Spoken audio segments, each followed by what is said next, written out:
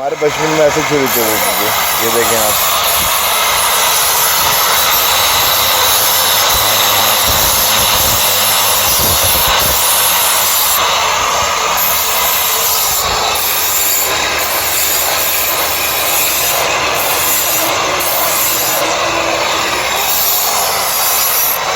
ये कंधे पे कैरी करते हैं इधर से इसको, जैसे हम स्कूल का बस्ता लेके घूमते हैं।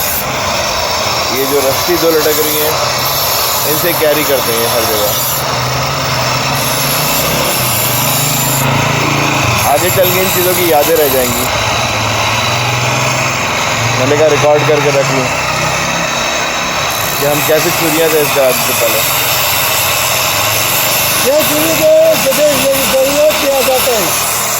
ये कुर्बानी का जो मुर्गे के अलाव करते हैं, ये काम भी बहुत हम अंडे काटते हैं इससे। हाँ, ये बहुत जरूरी हो जाता है।